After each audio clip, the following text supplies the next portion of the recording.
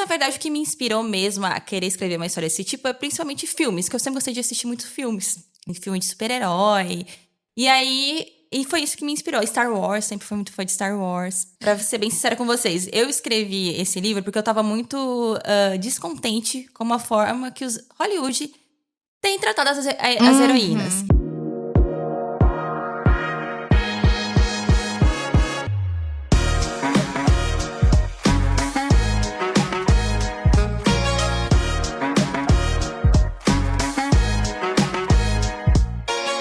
Oi, pessoal, sejam muito bem-vindos a mais um episódio do 236 Podcast, onde a gente quer dividir com você um pouco da bondade e da misericórdia de Deus. Antes de me apresentar, eu gostaria de apresentar o nosso convidado de honra, aquele que nos inspirou a estarmos aqui. Eu estou falando sobre Jesus. Sim, esse é um podcast cristão, porém todos são muito bem-vindos. Eu sou a Débora e estou aqui com a minha cunhada Simone. Oi, pessoal, aqui como a gente sempre fala, a boca fala do que o coração tá cheio, e a gente veio mais uma vez falar daquele que tem enchido os nossos corações e a mente da nossa convidada de hoje. É isso mesmo, acho que a mente e as mãos... Opa! Porque teve aí um transbordo, né? Um transbordo. 2. Tá faltando um ainda, tá tô cobrando. Faltando um que a gente vai cobrar hoje. Seja muito bem-vinda, Gabriela Fernandes. Você foi muito aguardada aqui no podcast. Inclusive por mim. É verdade. Obrigada, meninas, pelo convite. Tô muito feliz de estar aqui com vocês. É um prazer. É verdade, a gente tá feliz em te receber. E, Gabi, a gente queria começar, né, perguntando... eu já te conheço, na verdade, de dar uma contextualizada, né? A gente já se conhecia há alguns anos, né? Na sua cidade, Mato Grosso do Sul, na cidade onde você mora, né? E a gente se conheceu por um período. E olha que interessante, né? Depois de muitos anos, a gente não tinha mais contato. Eu descobri... Gente, isso foi incrível, né? Você descobrir que uma pessoa que você conhece... Eu falei, foi até através da Tamires, né? Que eu descobri que você tinha escrito um livro. E eu fiquei assim, emocionada. Falei, meu Deus, a Gabi... Eu cheguei a te contar, contei pra Mari. Acho que você recebeu aqui o livro? Foi. A Gabi me mandou. Eu fiquei, assim, muito surpresa. E eu queria entender, porque na época a gente estudava, né? Juntas, na mesma universidade. Você estudava Direito, né? O que aconteceu de lá pra cá? O plot twist. Como é que foi isso? Sim, eu fiz Direito lá, né? Foi em 2013 que eu me formei. E, assim, desde criança eu tinha, assim, esse sonho que eu queria... eu sou da igreja desde criança, eu queria ajudar ao reino de Deus. E eu pensava, como que eu poderia ajudar? E a gente tem essa ideia, né? Que o reino de Deus precisa de muitos advogados. É verdade. Mas porque a gente tem essa noção das profissões mais tradicionais, né? Então eu fiz Direito e, assim, era algo que eu sempre quis fazer. E trabalhei um tempo onde eu achei que deveria trabalhar e onde eu me sentia útil para o reino de Deus. Só que chegou um momento na minha vida, assim, que as coisas não estavam mais indo pra frente, sabe? Aquilo não parecia mais ser o meu propósito. E aí, acabei saindo do trabalho, né? De onde eu trabalhava há mais de 10 anos. Caramba! E aí tentei outras coisas, tentei empreender, sabe? Acabou que sabe quando o seu sonho... Até falei uma vez sobre um livro que eu li, que quando você tem um luto de sonho, você vive a sua vida toda pensando que você é essa pessoa, e aí você tem que desistir daquele sonho, e aí você passa por um limbo, assim, sabe? Tipo, e agora? Eu vou fazer o que da minha vida? E aí nisso eu já conhecia a ficção cristã, porque eu já fazia parte de grupos de leitura, já conhecia autoras... E acabou que um dia eu tive a ideia de um livro e conversando com uma outra autora, ela falou assim, por que você não escreve? E eu falei, quê? Eu escrever um livro? Enfim, foi mais complexo que isso, teve um processo maior, né? Só que acabou que eu comecei, e aí eu fui fazer pós-graduação no tema, fiz de escrita criativa, e deu super certo, as coisas começaram a dar sério, eu lancei primeiro no Independente, e aí depois a Thomas Nelson chegou até mim, e foi assim uma coisa muito... Sabe, quando as coisas dão certo, de repente. E estamos aí, hoje, como escritora. É uma coisa... Assim, até eu fico surpresa. Porque não foi uma coisa normal, assim, que aconteceu. Foi algo, realmente, o agir de Deus. Que muda propósito para a glória dele, né? Que legal.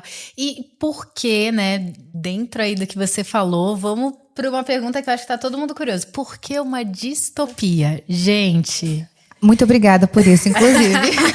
Então, vou tentar explicar por partes. Se puder, talvez, para quem tá assistindo, às vezes não conhece esse gênero literário, se você puder explicar um pouquinho Aliás, se quiser já explicar um pouquinho do seu livro, inclusive, né? Para as pessoas entenderem. Se você nunca leu uma distopia, tá aqui, ó. A primeira para você. Então, na verdade, quando eu comecei a escrever o livro, eu nunca pensei assim, eu vou escrever uma distopia. Não foi assim. Eu primeiro tive a ideia da história. E conforme eu escrevia, eu vi que ela se encaixava na distopia. E aí eu comecei a ler distopias clássicas e ficção científica como estudo, porque eu estava escrevendo algo do gênero, então eu comecei a estudar outras distopias. E aí temos aí exemplos de Jogos Vorazes, tem 1984, que é um clássico, eu li também. Aí eu li Sci-Fi, Duna, li Fundação, que são clássicos do Duna gênero. é bom. Mas, na verdade, o que me inspirou mesmo a querer escrever uma história desse tipo é principalmente filmes, que eu sempre gostei de assistir muitos filmes. Muitos filmes sobre... que tem ação e aventura, e aí nisso tem distopia também, né? Enfim, filme de super-herói. E foi isso que me inspirou. Star Wars, sempre fui muito fã de Star Wars. Essa é por isso que aquele lá adora uma espada? Não, assim, na verdade, pra ser bem sincera com vocês, eu escrevi esse livro porque eu tava muito descontente com a forma que os Hollywood tem tratado as heroínas. E eu tava muito chateada com o final da última trilogia de Star Wars. E aí, um dia eu tive assim, tava em casa, limpando a casa, sabe? Bem aleatório. Eu falei assim, se a Disney me contratasse pra escrever uma trilogia, que ideia que eu faria? Tipo, sabe, eu sempre fui muito fanfiqueira, eu acho que vem aí dessa parte aí, a parte de escritora. E aí eu tive a ideia principal do livro aí. No caso, não seria dentro do contexto de Star Wars. Só que eu tive essa ideia. Só que deixei, nunca pensei em escrever, né? Só pensei, puxa, eu faria desse jeito, que é o plot twist do primeiro livro. E aí, isso deixei essa ideia de lado. E aí, assistindo outros filmes, eu fiquei bem chateada a forma como que o casamento é tratado nos filmes hoje em dia. Tipo, é um filme bem famoso, assim, de adolescente. Ele meio que debochava das meninas que queriam casar, sabe? Aquela coisa estereotipada de menina dos anos 60. E eu falei, puxa, alguém tinha que escrever uma história, eu falei assim, onde o casamento é retratado como uma coisa que é difícil, que você tem que lutar por aquilo. Não é fácil, realmente. Mas é algo que vale a pena lutar por aquilo. Então, a ideia do livro, essa ideia de você lutar por algo e casamento... Aí eu lembrei daquela ideia que eu tinha tido de Star Wars. Vê como a minha mente funciona, né? Uma coisa conecta a outra. E aí eu pensei, puxa, essa ideia seria legal, fazer um casal, tal, que vive em um mundo distópico e tudo mais. E aí eu tive a ideia do livro e conversei com uma amiga que era escritora. Noemi Nicolette, o nome dela. E aí ela falou, caramba, que legal, porque você não escreve? Foi que daí ela sugeriu que eu escrevesse. E aí eu falei, eu não sei escrever, nunca escrevi nada. O primeiro livro que eu escrevi na vida foi As Andorinhas de Continente Chamas. Nunca tinha escrito nada antes. Mas, claro, no começo não ficou bom, assim, né? Eu tive que estudar, eu fiz pós-graduação, fiz cursos, tive ajudas de outras escritoras. A Beca, que estava aqui, ela foi uma das pessoas que editou o primeiro livro. E fui estudar até que saiu a primeira versão que eu lancei na Amazon. Então, assim, só pra explicar, que não foi assim, eu não pensei em escrever uma distopia, mas acabei que a história que eu tinha pensado era uma distopia. Era uma distopia, então ela se encaixa no gênero. Né? Caramba. E são histórias basicamente explicando que se passam em um mundo que a sociedade deu errado. É ao contrário de utopia, que é aquilo perfeito. Distopia, deu tudo errado, a sociedade. E geralmente tem um governo tirano, o povo sofre, passa fome. E às vezes é um período pós-apocalíptico, depende, tem vários tipos, né? E é mais ou menos isso que é uma distopia. Aí o que vai ser tratado ali depende do autor, né? Tem vários assuntos, assim, relevantes, que eu acho que é legal porque, por mais que seja um contexto bem distante da gente, ainda assim é um reflexo do que a gente vive. Né? Do que poderia viver também, né? Porque é sempre por conta da maldade humana é que deu errado e que você vive num mundo distópico. Exatamente, né? Eu acho que a distopia, ela é um gênero muito legal porque ela mostra o pior do ser humano, entendeu? O pior do nosso lado pecador, digamos assim, sabe? Então, eu acho que é bem relevante para falar sobre aquilo que a gente discute muito nas ficções cristãs, que é a natureza humana, né? Redenção e tudo mais. É verdade. Nossa, e eu achei incrível ver como que você conseguiu trazer essa visão cristã para dentro de um universo, assim, que honestamente, grande parte do livro você lê como se fosse mesmo uma distopia, assim, como que eu posso dizer secular, né? Não sei se se seria essa Normal, palavra. né? Uma distopia normal, né? Como muitas que a gente Não já estereotipada. leu. Não tem um estereótipo que é... A gente até falou um pouco disso com as meninas, né? Aquela coisa que a pessoa acha, a Beca falou muito bem, né? Uma historinha disfarçada. Não é isso. Uma pregação disfarçada de história, não é isso. Realmente você tem ali uma história envolvente que você vai entrando cada vez mais. Eu até brinquei, né? Que eu fui acelerando umas páginas pra ver. Não, peraí, deixa eu ver o que vai acontecer aqui. Que eu não aguentava pra saber o que ia acontecer. E como é que foi trazer isso, né? Trazer esse contexto, esses princípios bíblicos para esse universo, né, difícil, né, que foi apresentado no livro, esse universo violento. Sim. Eu acho que quando você cria, mas tudo que você cria, você, por mais que seja algo específico, você tem um repertório de tudo que você já consumiu na sua vida. Isso tanto no quesito de criar o universo distópico, mas também da sua vivência como cristã. Então, eu acho que é uma coisa meio natural, sabe? Quando você tá criando uma história, a problemática principal ali... tinha uma problemática principal e na minha cabeça não tinha como resolver de outra forma se eu não colocasse Deus, né? Justamente porque na minha visão não tem como, é uma coisa natural. Então eu confesso assim, não foi tão difícil, porque quando eu pensei na primeira ideia, é que eu não posso falar muito, gente, porque é um spoiler, senão, Não é. senão eu falaria exatamente qual foi a ideia principal. Mas assim, eu já sabia que pra resolver aquilo eu precisava colocar Deus de alguma forma. Só que eu não queria colocar assim, como se, até porque é um mundo imaginário, né? Uma coisa... um novo planeta e tal, não poderia ser uma coisa, sabe, botar Deus como a forma como a gente vê, assim, no dia a dia, igreja, pastor, nada disso, né? Eu precisava colocar Deus de uma forma simbólica. Mas eu sabia que eu precisava de botar de alguma forma. Então, eu tive a ideia, né, do Logos, desse nome, porque é baseado naquilo que a gente lê sobre o que é Deus, né? E até eu falei esses dias, uma menina me mandou uma mensagem dizendo que, no princípio, ela não queria ler o meu livro porque ela não gostava de livros cristãos, porque ela achava que eu ia impor minha religião. E a ideia da ficção cristã não é essa, é você resplandecer a glória de Deus de alguma forma, não é impor nada, né? Então foi uma coisa meio que automática. Durante a história, durante a escrita, eu fui colocando Deus e, na verdade, a única forma de resolver aquilo era colocando uma visão cristã, não tinha outra forma. Então eu acho que a própria história foi seguindo, assim, essa narrativa, sabe?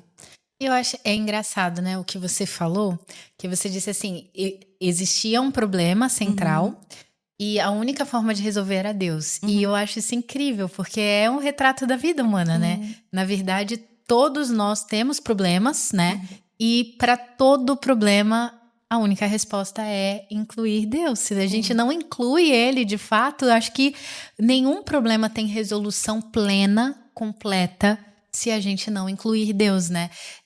Eu li uma vez, na verdade não li, eu ouvi uma vez algo muito interessante, né? Que a Bíblia, ela tem um antídoto para qualquer veneno. E é exatamente isso, qualquer veneno que possa ter ali na vida, nesse caso numa sociedade inteira, para qualquer veneno, a Bíblia, ela é esse antídoto, né? E eu acho que é lindo você falar sobre isso, porque eu creio que é exatamente isso que o livro retrata e é uma forma de ilustrar a vida, né? Sim, é.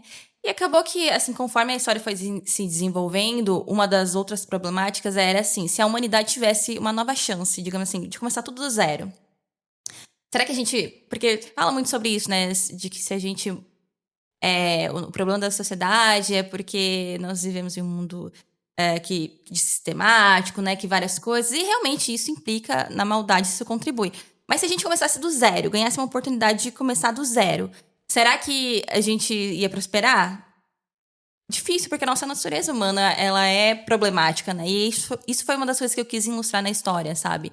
A natureza humana como o principal problema. Por isso que o mundo é o que é e pode ficar pior pela natureza humana. Não, a gente vê isso como exemplo a época da Covid, da pandemia. É verdade. A gente achou que todo mundo fosse melhorar, né? Porque havia uma esperança, havia empatia, todo mundo se ajuda, todo mundo... Gente, terminou o período da pandemia, parece que não houve, parece que acabou o amor, acabou a empatia, não tem mais isso, né? Porque, na verdade, o ser humano, ele é feito de maldade, né? De pecado, né? Até ele encontrar Jesus e ele ser redimido por Jesus, tem uma das frases, assim, do primeiro livro da Andorinhas, que quando ela encontra... Esqueci o nome da personagem. Adara. Adara. E aí ela fala assim, bobinha, você não sabe que o maior problema não é o outro, sou eu. Sim, meu maior inimigo. Meu maior inimigo não é alguém, sou eu. E eu achei isso tão forte porque é verdade, né? Paulo acho que fala, né? O mal que eu não quero fazer, esse eu faço. Então, se a gente não tiver Jesus, e aí pra ela, né? Assim, a Dara foi maravilhosa, né? Assim, na vida da Kelaia. E conseguiu passar pra ela Jesus, eu acho que de uma forma leve, como ele deve ser passado. Sim. Né? Sem impor, sem julgar, né? Sem enfiar a goela abaixo, né? Mas quando ela falou assim, bobinha, você não sabe que meu pior inimigo não é o outro, sou eu mesma, assim, sabe? Eu falei assim, gente, isso me quebrou em, assim, 50 partes diferentes, porque é verdade, né? A gente vê muito a situação em que a gente está passando, o inimigo que está à nossa volta, mas o nosso maior inimigo somos nós mesmos, se nós não tivermos Jesus. É verdade. E esse problema que você falou, né? Se a humanidade tivesse esse restart aí, né? E, na verdade, é isso. Se a natureza não mudar, Sim. o resultado vai continuar sendo igual, né? Por isso que nós, cristãos, acreditamos no novo nascimento. É a única forma, só recebendo uma nova natureza, que você vai conseguir viver, de fato, uma nova vida, né? Sim. E é muito legal isso, Gabi. Eu queria falar um pouco sobre como você enxerga isso como uma forma de propósito, se você enxerga como uma forma de propósito de alcançar pessoas, né? Como que essa forma de se expressar, de arte mesmo, né? Ela tem um impacto, assim, houveram relatos que você teve, assim, de pessoas, algum que te marcou e você falou assim, caramba, é por isso que eu escrevi, é por isso que eu tô fazendo o que eu faço, sabe? Teve um momento, assim, que você falou, caramba, isso é um propósito, isso é algo que realmente foi Deus que me habilitou a fazer, que foi, né, como você falou, foi o seu primeiro livro, tá aí, publicado, um sucesso. Como que foi isso pra você? Como que você enxerga isso? Não, com certeza. Quando eu decidi escrever, eu já sabia que seria uma ficção cristã, porque não via sentido eu escrever qualquer outra coisa, né? Eu já conhecia o gênero, ele já estava em alta, assim. Alta, assim, eu já conhecia alguns livros, não é como tá agora, que as editoras estão investindo mais, mas eu já conhecia o gênero. Então, eu já sabia que eu queria escrever algo que fosse pra glória de Deus, de alguma forma resplandecer ele e ser um instrumento, né? Óbvio que eu sabia que nem todo mundo que ia ler ia ser transformado, não, tal, mas eu sabia que alguma pessoa, uma sementinha ia ser plantada. E assim, praticamente todo dia eu recebo relatos, assim, de pessoas falando, agradecendo, como Deus falou com ela. Essa semana eu recebi de uma pessoa que falou do livro 2, que teve um momento na vida dela que o personagem tá se afogando e ele tá se sentindo perdido, que ela passou por isso. E que eu retratei muito bem a forma como ela se sentiu, sabe? Em um momento da vida dela que ela tava sentindo que tava se afogando e ela pediu ajuda de Deus. No caso, algo simbólico que acontece com ele, mas é de como a gente se sente por dentro, né? Quando a gente se sente angustiado, perdido, a gente não sabe mais pra onde correr e a gente pede ajuda de alguém que vem nos resgatar e tudo mais. Então, eu sempre recebo relatos assim, sabe? São vários, assim. E isso é o salário, digamos assim, né? Daqueles que servem a Deus, de qualquer, seja o segmento. E eu acho que a ficção, a arte em geral, ela tem um papel muito grande nisso. E por um tempo, os cristãos meio que rejeitaram isso, né? O cristão, principalmente na era moderna, porque se você pegar os clássicos da literatura, a maioria, principalmente os ingleses, americanos, tem uma cosmovisão cristã. Mas isso se perdeu com o tempo, a arte virou algo assim... virou algo negativo para os cristãos, sabe? Não tendo valor ou sendo perda de tempo. Só que, na verdade, a arte é a linguagem. É uma forma de você falar com as pessoas de uma forma diferente. Quando você, por exemplo, tira uma fotografia, aquela fotografia está te falando alguma coisa. De uma forma que, talvez por palavras, não seria possível falar. Uma pintura, música e a mesma coisa as histórias, né? Por exemplo, na Bíblia tem vários exemplos disso. Quando Davi pecou, o profeta Natan foi contar uma história de ficção pra ele entender que ele pecou, porque ele não estava entendendo, entendeu? E aí ele caiu em si, Jesus contou parábolas. O próprio Deus falou quando o povo saiu do deserto, Moisés tinha morrido, Josué assumiu, ele falou, olha, escreve um cântico, porque os cânticos eram histórias cantadas, para que o povo venha se lembrar do que aconteceu, porque aquele cântico, aquela história ia fazer o povo lembrar, porque a nossa mente funciona através de narrativa. Eu não sei se vocês já ouviram falar sobre isso. Nós não pensamos coisas aleatórias, a gente pensa em forma de narrativa. Então, a narrativa fala muito com a gente. Então, na verdade, contar histórias, seja através de filmes, séries, literatura, é uma forma de você falar com aquelas pessoas de uma forma que talvez, falando assim, de forma literal, não teria tanta eficácia, sabe? Então, é uma coisa que tem sido resgatado pelos cristãos ultimamente, que tinha sido perdido. Um instrumento, na verdade. Eu ouvi um pastor uma vez falando, numa pregação, e ele fala muito sobre isso. Ele fala que o mundo só tomou lugar aonde a igreja desocupou o lugar. Então, onde a igreja deixou espaço, o mundo tomou espaço. Então, foi exatamente isso. Os livros, os filmes, assim... Hoje em dia é uma loucura você não ver um filme de criança que não tem uma lacração. E só deixou de ter espaço, porque o cristão resolveu, não. Não quero, não é pra mim. Então, quando o cristão toma o espaço de volta, a gente chama para aquilo e para poder falar. Falei pra Débora, fiquei muito feliz porque eu adoro distopia, mas estava ficando meio complicado, né? Porque... E você vê uma distopia tão legal, tão bem escrita. Eu até abri aqui do cântico, porque a Débora, você falou de cânticos e o cântico. E aí eu queria te perguntar, esse cântico, ele é uma mistura de passagens? Porque o começo é João, né? Tanto é que ela falou pra mim, e quando ela falou de João, eu fiquei, João.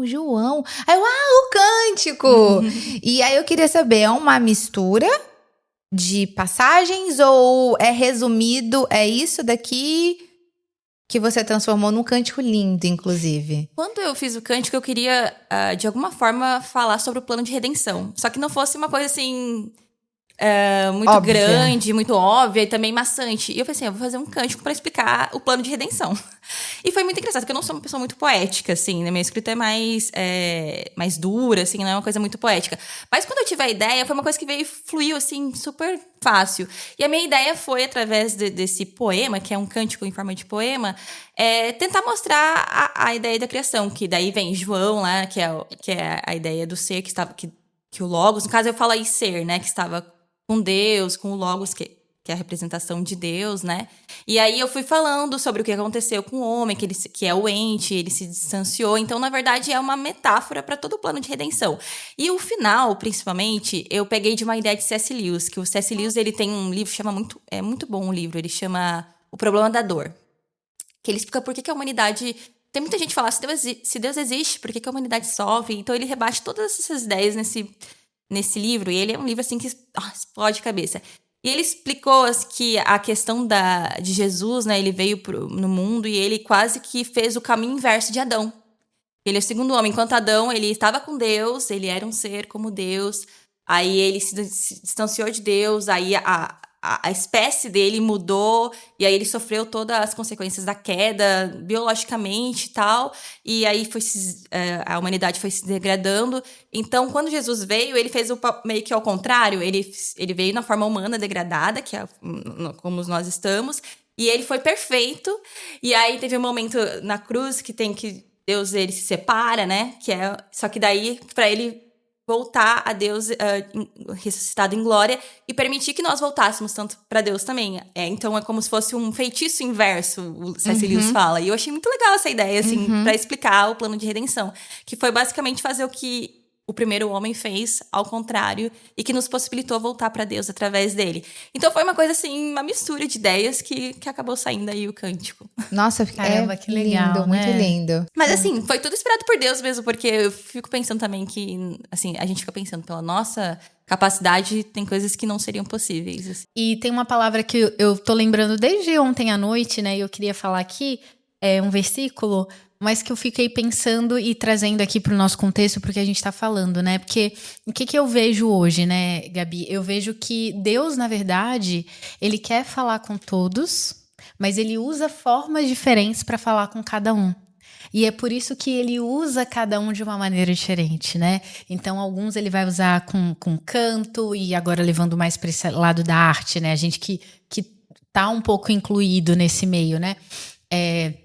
Ele usa o canto, ele usa a literatura, ele usa, como a gente tem visto, a atuação, né? Ele usa toda essa parte de entretenimento, enfim. Nós temos visto formas diferentes de Deus se comunicar, de Deus falar com o ser humano, de Deus, assim, se mostrar para cada um, né? Porque ele sabe como cada um vai aceitar cada um. Uma vez eu ouvi uma frase, acho que foi até o Thiago Brunet, que ele falava assim, Deus vai falar com você da forma que você entende. Ele fala com a gente... Que lindo, né? Nós somos tão limitados que cada um tem a sua forma de entender, mas Deus, ele tá disposto a falar da forma que cada um entende. E ontem eu lembrei dessa passagem, eu fui até procurar que vi que era de Apocalipse 3:20, que diz assim: eis que estou à porta e bato. Se alguém ouvir a minha voz e abrir a porta, entrarei e cearei com ele e ele comigo. Sabe, assim, eu acho isso lindo.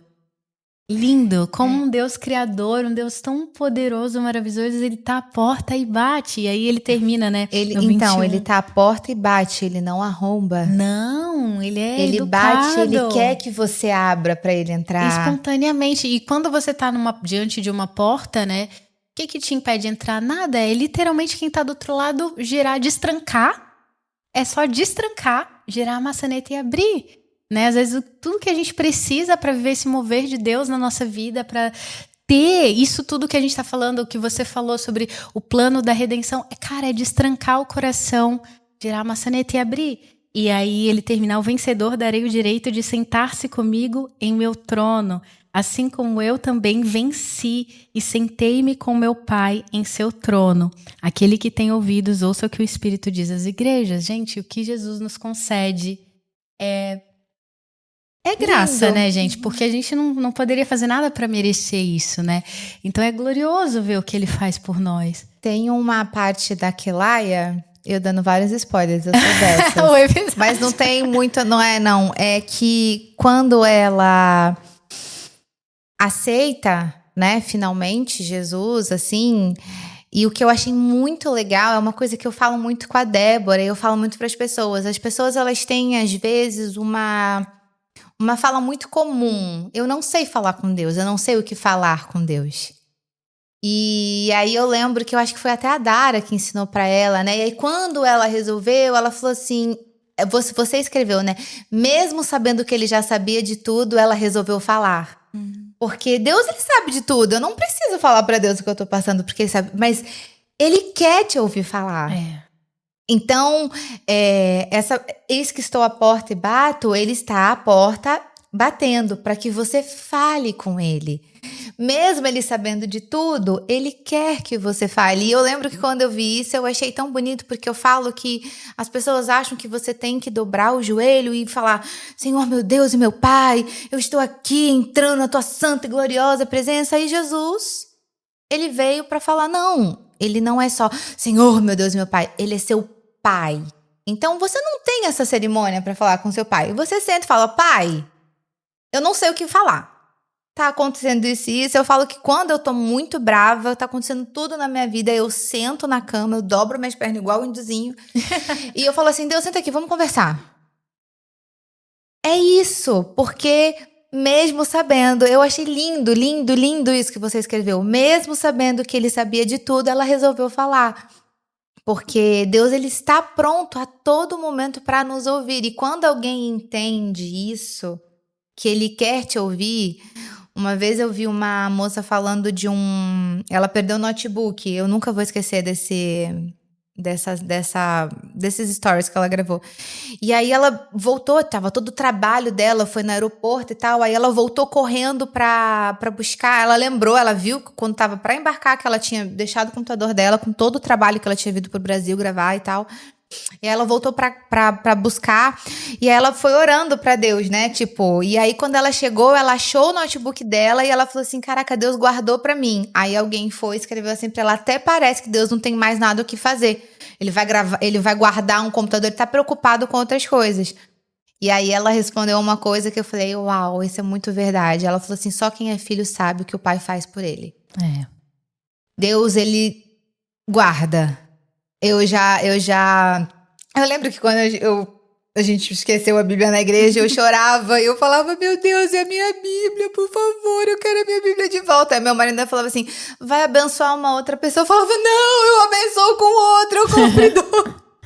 E Deus guardou, sabe? Ele guardou. E eu lembro que a pessoa que a gente chegou na igreja e foi perguntar, olha, eu deixei a minha Bíblia aqui. Ele falou assim, fui eu que achei, fui eu que guardei. Eu falei, caramba, até isso, sabe? Deus, ele se preocupou de nos levar para a pessoa que achou a nossa Bíblia e sabia onde ela estava.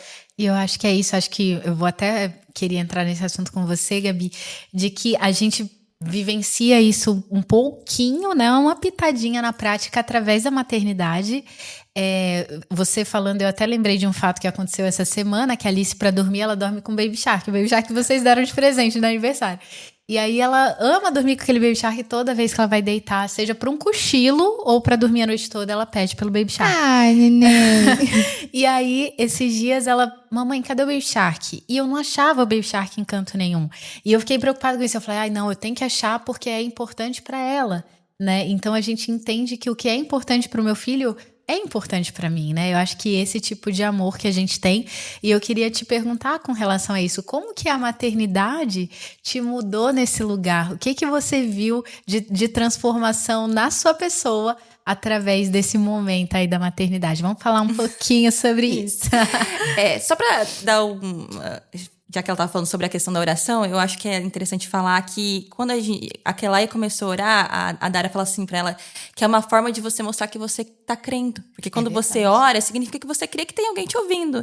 Então, é uma forma de você expressar a sua fé, né? Então, por isso que é importante você falar. E sobre a maternidade me mudou completamente, sabe? Eu tava vindo no avião hoje, tinha um bebê no meu lado chorando, que tá com dor de ouvido, sabe? E eu fiquei pensando, caramba, eu quase chorei junto com o bebê, sabe? Então eu me tornei uma pessoa muito mais empática, sabe? De ver a dor do outro, daquela mãe que tá tentando acalmar o bebê.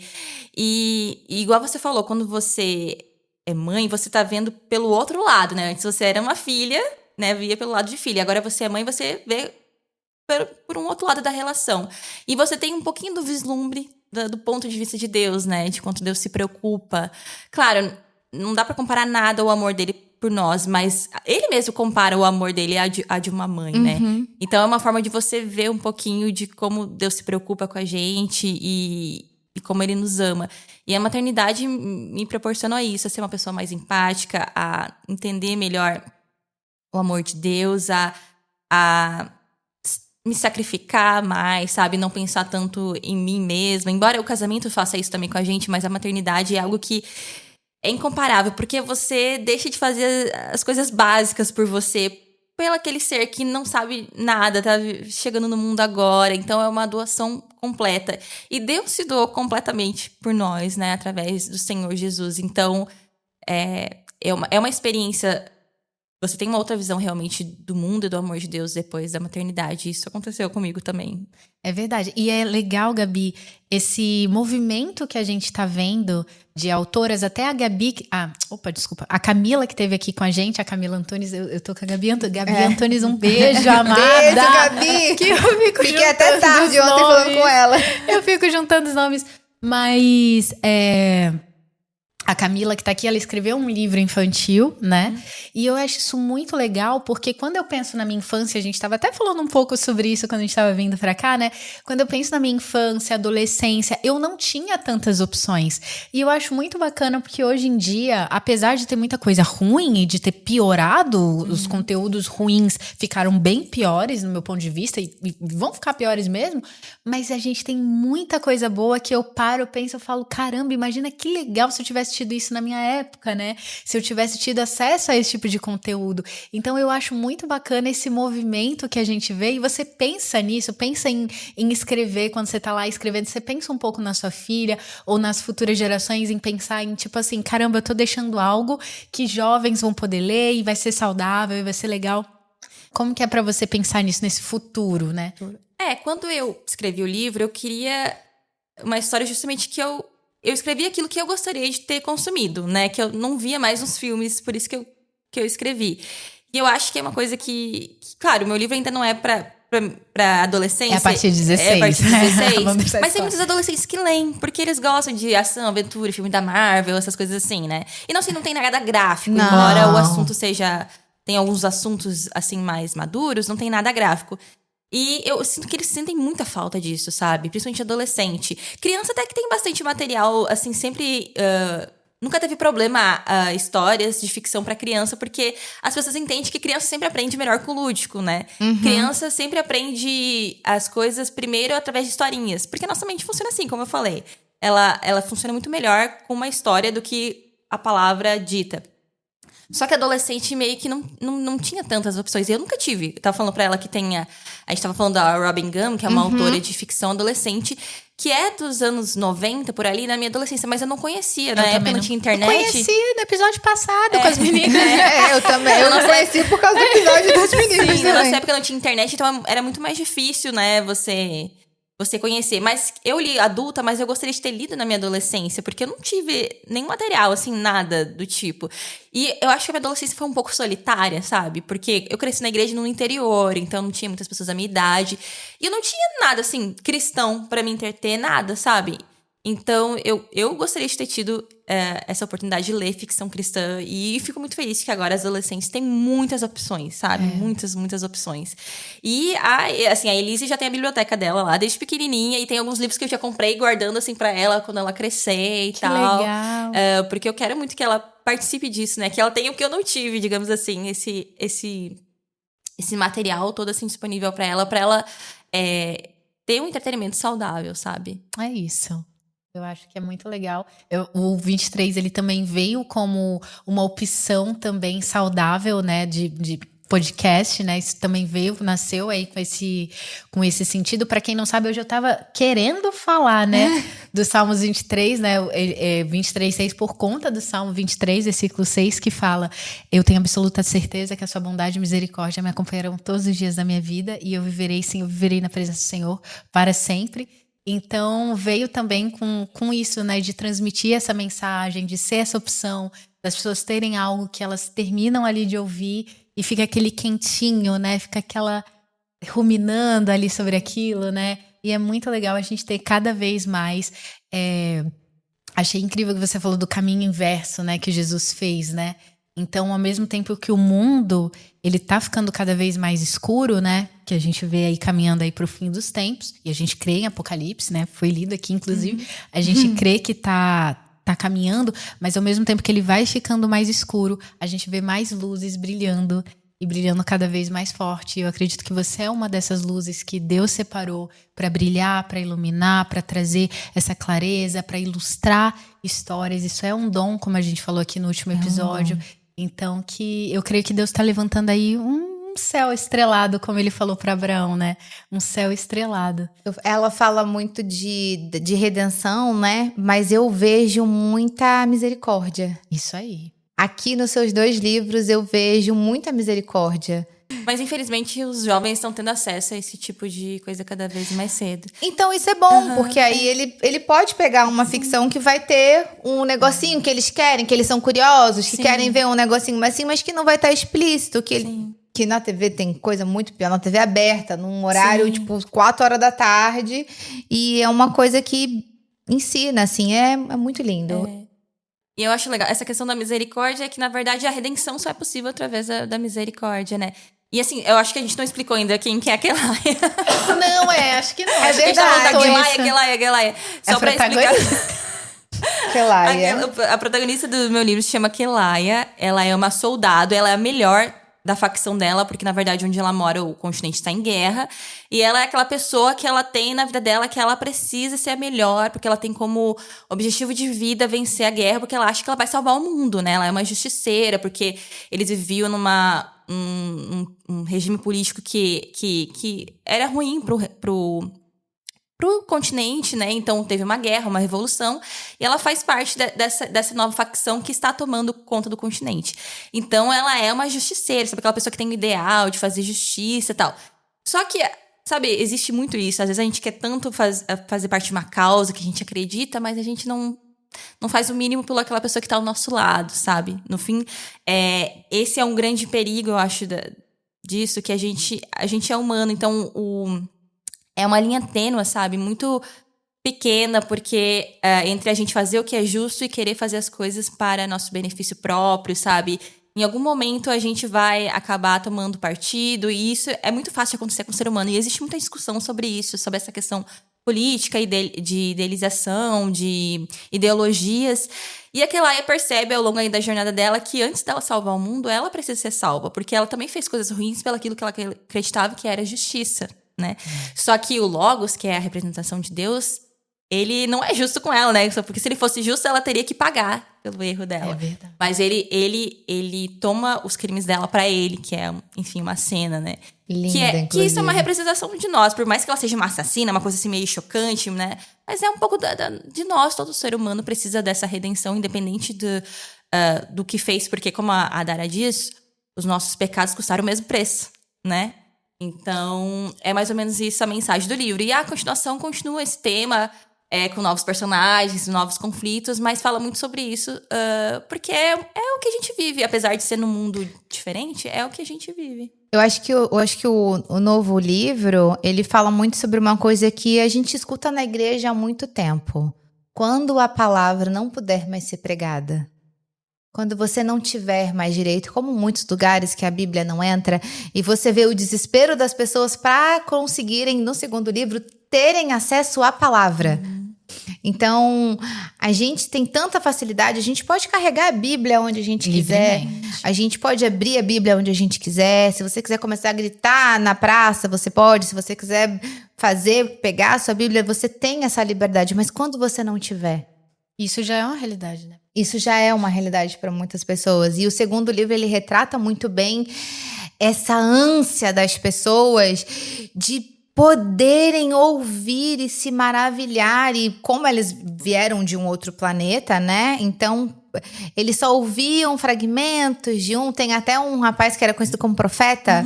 E eu adorava ficar achando referências assim, sabe? Porque é muito isso, assim. Mas quando eu vi, eu falei assim, poxa, isso já acontece para muita gente, né? Muita gente não tem acesso à palavra. A quem é Deus, a saber, né? E cara, isso é uma distopia, mas na utopia? Aqui... Utopia é quando é algo perfeito. Não, e a realidade, então, né? Então, na realidade, nos dias de hoje, isso já acontece o que acontece numa distopia. Num mundo que é fantasioso, que não existe. Mas em algum lugar isso já existe, a pessoa não pode, a pessoa tem que se esconder em abrigos, em subsolos. Em Paulo, né, mostra isso, os cristãos tendo que se esconder em casas para poder ouvir a palavra de Deus, que é o que eles faziam, eles estavam escondidos num lugar para poder ouvir. Então, a gente tem que valorizar muito. É verdade. Né? Nada substitui a Bíblia. Mas existem pessoas que não vão pegar uma Bíblia, mas vão pegar o seu livro. E aqui tem Deus. E é isso que importa, né? Porque daqui elas vão ouvir Deus e daqui Deus pode tocar no coração delas para elas virem aqui. É verdade. É verdade. É uma... Eu gosto muito, né, dessa analogia, né? Pescadores de homens. Então, é a isca. Sim. É a isca. Né? E as histórias, elas têm um poder muito forte de convencimento, né? Sim. É por isso que voltando ao assunto, a gente perdeu um pouco esse instrumento e a gente está resgatando. Até saiu uma pesquisa muito interessante falando sobre como as séries de TV, histórias em geral, elas influenciam gerações, livros de fantasia influenciaram gerações. Porque elas têm um poder, assim, de influência. Porque quando a gente tá num mundo fictício, a gente fica tão envolvida com aquele mundo, faz de conta, que as nossas defesas do nosso cérebro abaixam, sabe? E a mensagem que tá lá entra com muito mais facilidade, entendeu? Existe uma pesquisa científica sobre isso, sabe? Por que as séries e as histórias influenciam tanto. E quanto mais distante é do nosso mundo real, uma fantasia, uma distopia, igual você falou que gosta, assim, mais fácil ainda disso acontecer, porque as nossas defesas baixam mais ainda, porque a gente tá tão envolvida naquele mundo que não existe, que a gente recebe aquela palavra, aquela mensagem com muito mais facilidade. Então, eu creio muito nisso, que essas histórias são isso. Elas não são um substituto da Bíblia, mas elas podem ser uma ponte para a Bíblia, né? Acho que a Beca falou um pouquinho sobre isso semana passada. E eu gosto muito da palavra logos por causa disso, porque a palavra logos, ela tem vários significados. A gente estava falando sobre isso antes, né? Os gregos já conheciam essa palavra quando João usou ela em João. Era uma palavra que já tinha um significado muito forte antes. Um filósofo dizia que significava um poder único que tinha criado o universo e que tudo que existia estava baseado nele. Aí outro filósofo mencionou em relação à retórica, ao poder de fala, que é como é traduzido hoje, palavra, né? E outro filósofo já colocou como uma forma de pensar. O homem só consegue pensar por causa do logos, que é diferente dos animais, né? Então, os filósofos já tinham esse conceito muito interessante na época de João. E João, que era esperto, ele falou assim, quer saber? Igual você falou, vou usar a linguagem deles. Ele falou assim, olha, pessoal, sabe o Logos? E aí ele começa, João, o Logos, ele se fez carne, ele estava aqui com a gente, o Logos do mundo. Ele estava aqui com a gente e ele nos deu a oportunidade de nos tornarmos filhos de Deus e resplandecer a glória dele. É mais ou menos o que está escrito em João, mais ou menos assim. É uma parte bem bonita. Então, essa palavra logos, ela tem isso. Ela tem um significado muito profundo e é uma forma de falar com as pessoas, na época de João, usando uma palavra que elas conheciam. Então, por isso que eu usei essa palavra também no meu livro, porque a ficção é um pouco isso. Ela usar a linguagem que aquelas pessoas conhecem. Aqui nessa Bíblia, que eu gosto da versão da NVI, aqui ele fala, porque normalmente assim, no princípio era o verbo, mas aqui tá, no princípio era aquele que é a palavra. Aí tem um azinho aqui, aí você vai aqui embaixo, ou o verbo grego logos. É porque a gente fala a palavra porque é o mais fácil, né? Palavra ou verbo. Mas ela tem um significado muito grande por trás dessa palavra. Ela tem um significado... As pessoas entendiam que era um poder que tinha criado o mundo. Elas já tinham esse conceito, né? E que fazia que a gente tivesse poder de pensar, raciocinar. Então, elas já sabiam disso. Então, quando João usa essa palavra, é que ele queria mostrar que aquele poder tinha habitado entre eles, né? E tinha morrido por eles. Então, ela tem um significado muito maior, assim, do que só a palavra. Ela tem um significado maior que a palavra. Porque a palavra, ela vem de Deus, né? Deus fez o mundo através da palavra. Eu acho lindo uma coisa que eu ouvi o pastor pregar recentemente, né? Ele falou que Jesus e a palavra são um só. E é exatamente isso, né? O Logos, eles são um só. Então, quando você lê a palavra, você tá ali de forma direta se relacionando com Jesus. E é exatamente isso. E é esse o convite, né? A ter esse relacionamento com Cristo. E eu amo esse texto de João, achei ele lindo. Mas uma cena que me marcou desse texto de João, né? Foi do The Chosen. Eu acho lindo esse episódio, eu não sei se você já chegou a assistir, mas é muito lindo esse episódio em específico, que começa o episódio com o João ali pensando, como é que eu vou escrever? Ele até brinca, Mateus já cobriu a genealogia, e aí ele começa a brincar ali com os evangelhos, né? Brincar assim, né? Respeitosamente. Ele faz ali falando como cada um começou, e aí ele fala, como que eu vou começar, né? E aí tem todo um episódio, e aí no final... Nossa, é muito lindo, e ele se emociona quando ele vê Jesus falando, né, nesse caso no episódio, é Jesus fazendo um sermão, né, e aí ele fala, né, sobre a criação, ele vê Jesus falando sobre a criação e aí ele tem essa inspiração. Sim. Enfim, é muito lindo o episódio, vale a pena conferir. Eu já assisti, eu gostei, quando eu assisti eu já tinha escrito o livro, eu falei, caramba, acho que na época eu até botei no meu Instagram, porque é realmente isso, uma coisa conecta a outra, sabe, e... Eu gosto muito dessa palavra porque tem esse significado por trás, mas é igual eu falo no livro. Ao mesmo tempo que tem esse significado grande, ao mesmo tempo é a forma como Deus se materializa pra gente hoje, que é uma coisa simples, né? Sim. Tá no nosso poder. Assim como aquelas pessoas queriam ter acesso àquilo porque era como Deus se materializaria naquele mundo, através dos logos, que é a palavra. Ai, gente, e como é até hoje, né? Bem, é um mundo fictício, mas enfim, deu pra entender. Como é de fato na vida. É uma forma da pessoa pensar, botar numa outra perspectiva, né? Tem uma coisa aqui que eu vou falar, e aí eu vou deixar até um adendo se precisar cortar, porque eu não sei se é um spoiler, né, do livro, mas é que eu acho muito interessante, quando... Eu já dei esse spoiler pra ela. Que esperto, Eduardo. Porque quando ele fala... quando ele vai e consegue ter acesso de novo ao Logos, e aí aparece tudo. Mas antes disso acontecer, o rapaz, que eu esqueci o nome dele, ele fala assim, por que eu vou deixar as pessoas terem acesso a algo que é de graça se eu posso vender? Por isso que eu quero destruir. E eu acho que, na verdade, o mundo tenta destruir, ele vende esperança para tudo. O mundo te vende esperança o tempo inteiro, de vida, de rejuvenescimento, mas ele te vende alegria. Então, você tá triste? Toma um remédio. Você tá triste? Vamos fazer tal coisa. E tem coisas que nada substitui em Jesus. E aí ele falou assim, por que eu vou deixar algo que é de graça, se eu posso... é uma esperança, ele chama de esperança, se eu não me engano, sim. né? Eu quero vender esperança, e como é que eu vou deixar algo que me dá esperança de graça, né? E Jesus, ele é a nossa esperança. Eu falo que teve uma vez que eu estava conversando com Deus, e aí eu lembrei... Deus, ele falou muito forte comigo, né? Que quando a gente fala assim, a gente não tem um ditado popular, a esperança é a última que morre. E aí ele falou assim, pois é, eu morri, mas eu ressuscitei. Eu sou a sua esperança. Eu morri, mas eu ressuscitei. Então, a minha esperança não é a última que morre, porque a minha esperança morreu, mas ele ressuscitou ao terceiro dia. Então, é exatamente isso. E eu tenho a ela de graça. Então, é por isso que a gente dá de graça, né? Porque eu falo, os seus livros, eles são vendidos, mas o seu tempo não é.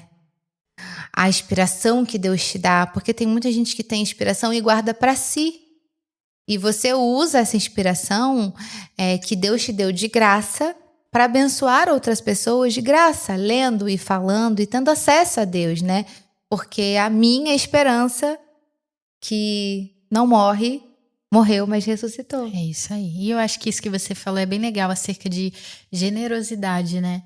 Eu acho que muitas das vezes a gente retém algo e às vezes é uma ajuda, né? Que você pode dar para alguém. Eu achei muito bonito, inclusive, entre vocês, as meninas, que vocês se ajudam, cara. E às vezes, hoje em dia, tem muita gente que tem uma resistência a curtir a foto do amigo, sabe? A apoiar, a comprar o serviço, sabe, assim, a fazer o mínimo, né? De apoiar uma pessoa que tá ali do teu lado.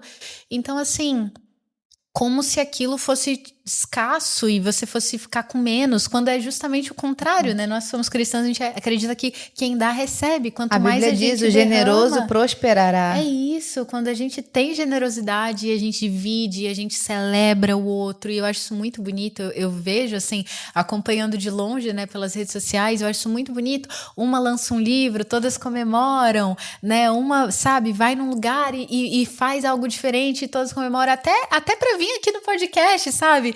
Eu falei com a minha amiga, ela vai estar... Então, assim, cara, isso é muito legal, não tem uma picuinha onde eu vou aparecer mais e o outro aparecer igual a mim, como se isso não vai diminuir em nada, pelo contrário. Quanto mais a gente estende a mão para dar, mais a gente recebe, e isso é viver o cristianismo na prática, né? Não só falar sobre, mas viver, né? Eu acho que, na verdade, falta muito viver. Sim. Falar menos, ou não menos, mas viver mais do que se fala. Fale muito, mas viva mais. Eu acho que, assim, essa questão de você apoiar um ao outro, a ficção cristã não teria chegado onde chegou agora, né? Ter essa abertura, se não fosse uma união de um grupo que fez ela se tornar relevante. Claro, como humano, a gente sempre cai na tentação de ter o nosso ego ferido, sabe? Não é que a gente é perfeita, a gente passa por tentações, tipo assim, talvez aquela pessoa apareceu, eu também queria aparecer, mas a gente sempre tem que voltar à palavra, né? Eu tenho lido muito sobre aquela questão dos discípulos, de que Jesus dizia que se você quer ser maior, você tem que servir, não é o reino, você tem que servir um ao outro, né? Então, a gente tem que sempre lembrar disso, que a gente tem que servir o nosso irmão, e é esse que é o maior no reino de Deus, sabe? Servir um ao outro. Ele veio nos servir. Ele mesmo veio nos servir para nos dar salvação. Então, a gente tem que estar sempre lembrando da palavra mesmo, né? É isso. Lembrar e viver. Não é fácil, assim, a gente viver a palavra diariamente, mas por isso que a gente precisa ler, precisa estar sempre ajudando um ao outro, né, em comunhão, porque um vai edificando o outro. Isso. Queria finalizar aqui esse episódio lendo esse trecho, porque a gente comentou muito sobre ele, que ele é maravilhoso. Sim. E eu queria comentar rapidinho. Peguei aqui numa versão diferente, porque Sim. eu gosto mais desse. Que é: no princípio era o verbo, e o verbo estava com Deus, e o verbo era Deus. Ele estava no princípio com Deus. Todas as coisas foram feitas por ele, e sem ele nada do que foi feito se fez. Nele estava a vida, e a vida era a luz dos homens. E a luz resplandece nas trevas, e as trevas não a compreenderam. E é isso. É isso. Continua, é maravilhoso esse capítulo. Leia Leia tudo. tudo. Tem que Leia ler tudo. Tem uma parte que fala mais pra frente dizendo que só por causa dele que nós tivemos, que ele nos faz ser filhos de Deus mais pra frente. Então esse capítulo é maravilhoso. É maravilhoso, é maravilhoso. E lembra, logo esse começo, né, Lembra. do fragmento Sim, do Logo, ele Logos é fala, o inspirado, Logos né? estava com o ser, o Logos é o ser, Uhum. quando o ser que sempre disse as maravilhas da matéria, da sua boca surgiram e a vida se fez. Uhum. É muito bonito, né? Porque a vida se fez através dele, né? Do princípio, ele estava, e foi o que você falou do caminho inverso, né? Ele estava lá e o caminho inverso dele começou lá em cima. Uhum. Ele saiu para se fazer homem, para que eu e você pudéssemos ter graça, misericórdia, redenção Voltar pra e Deus.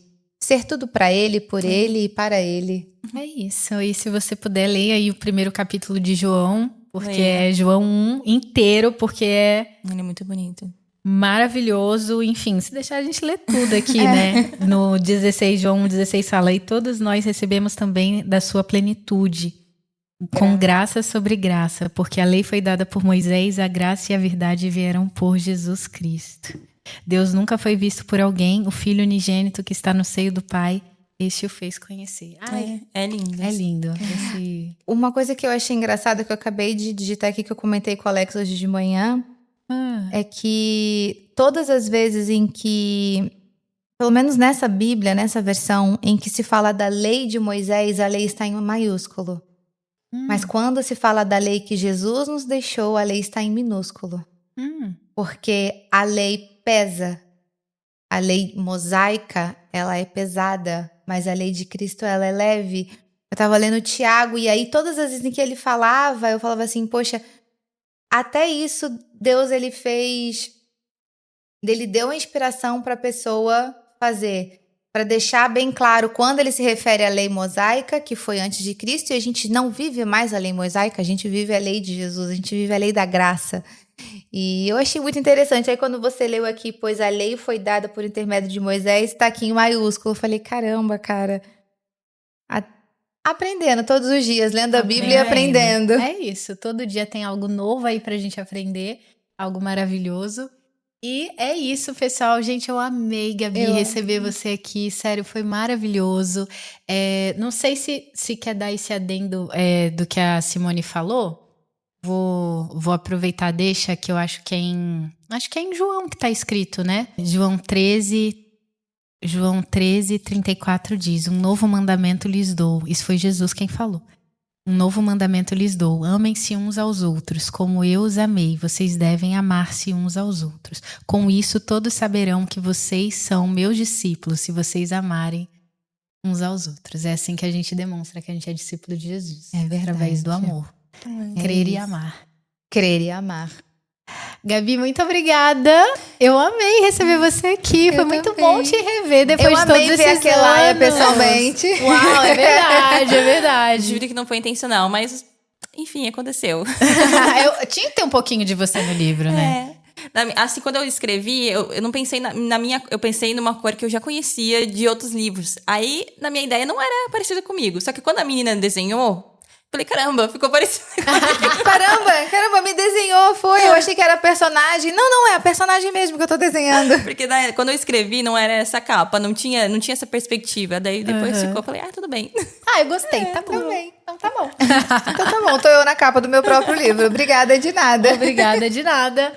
Gente, quero agradecer a Deus por ter unido a gente aqui nesse momento, ter trago você em segurança, que seja uma bênção lá na Bienal, né? Eu acho que quando for ao ar já vai ter terminado aí a Bienal, mas enfim, não vai dar pra fazer convite. Mas dá pra fazer nos stories. Dá pra fazer nos stories, né? Inclusive, vamos deixar aqui suas redes para quem quiser acompanhar, para quem quiser seguir. E quero fazer um convite especial para você que quer profissionalizar suas redes, ainda tá aí, mas gostaria de criar conteúdo, fazer seu podcast, enfim.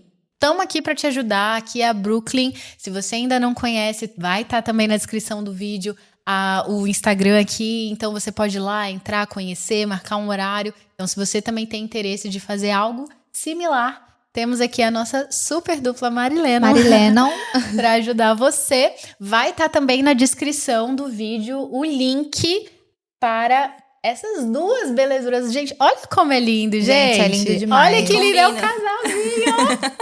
1 e 2 gente, aqui. Casal lindo, lindo, lindo. Então, vai estar também na descrição do vídeo. Se você se interessou aí por essa história, eu recomendo. Simone também recomenda. Super. Já tô cobrando o terceiro. Estamos aqui gente? fazendo uma tô pressão. Na pressão aqui, coitada. Pra acelerar isso. E é isso, pessoal. Eu agradeço e até a próxima. Tchau, tchau.